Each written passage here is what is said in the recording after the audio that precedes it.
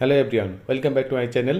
আজকে আমি আপনাদের 100 দিনের প্রকল্পের টাকা কবে ছাড়া হবে সেই সম্পর্কে একটা লাইভ আপডেট দেব। আপনারা যদি আমার চ্যানেলে নতুন হয়ে থাকেন তাহলে অবশ্যই চ্যানেলটিকে সাবস্ক্রাইব করে বেল আইকনের অল অপশনটি চালু করে রাখুন এরকম কেন্দ্র রাজ্য সরকারের প্রকল্পের সঠিক তথ্য সঠিক সময়ে পাওয়ার জন্যে। চলুন তাহলে দেখে নিই ধর্ণা মঞ্চের দিদি কী ঘোষণা দিলেন।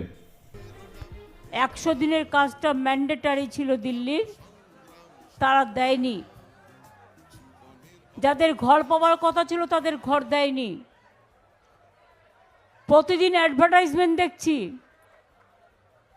80 करोड़ रुपया को पका मकान दे रहा है, और बंगाल में 54 लोग को जो लिस्ट है एक भी पैसा नहीं दिया है, तो मकान कैसे दिया है सबको?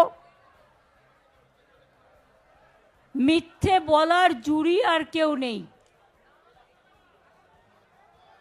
মিথ্যে বলছে, যে টাকা দিয়ে নিজের নামে রোজ অ্যাড করে, কাগজের ওপরে ক্লিপ করে করে মিথ্যে কথা বলছে আর টিভিগুলোতে, সেই টাকাটা দিয়ে দিলেও আজকে বাংলার ঘর আর 100 দিনের কাজ যারা করেছে প্রায় 21 লক্ষ শ্রমিক যারা মাইনে পায়নি তাদের টাকাটা তারা পেয়ে যেত।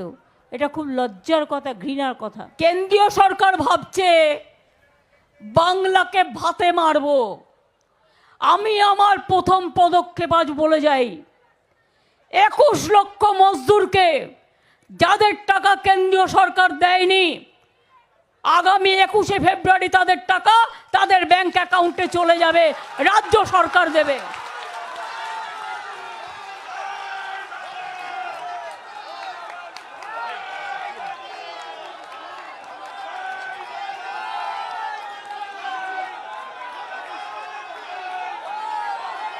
ব্যাংকের অ্যাকাউন্টে চলে যাবে 21শে ফেব্রুয়ারি। আর আবাসন 11 লক্ষ ক্লিয়ার করেও করেনি। আমি আবাসনেরটা আজকে বলবো না, আমি ঠিক টাইমে আবার বলবো। বিশ্বাস রাখবেন, ভরসা রাখবেন আমরা বিজেপির প্রতি। আমরা মনে রাখবেন, আমরা ভিক্ষে চাই না, আমরা জয় করতে চাই। আমরা কথা দিলে কথা রাখি। আমাদের যে 21 লক্ষ 100 দিনের কাজের কর্মচারীদের 3 বছর ধরে টাকা দেওয়া হয়নি, তাদের কাজের টাকাটা আমরা তাদের ব্যাংক অ্যাকাউন্টে পাঠিয়ে দেব।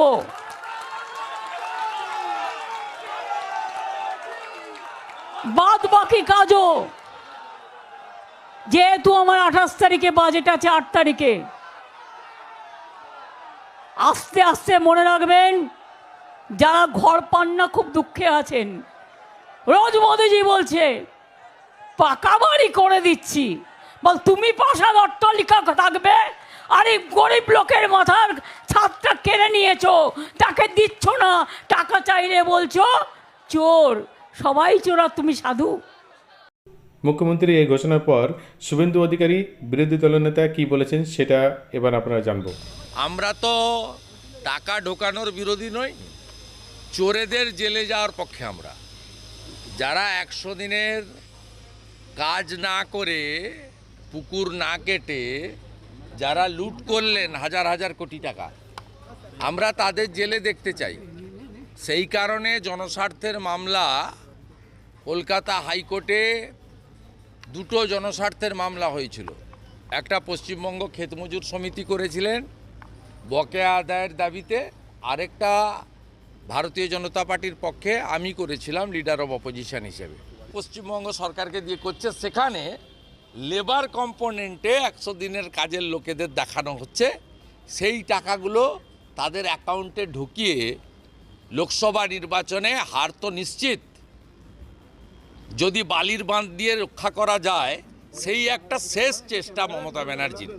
কিন্তু এসব চেষ্টা কাজ দেবে না। এই সময় ডিজিটাল।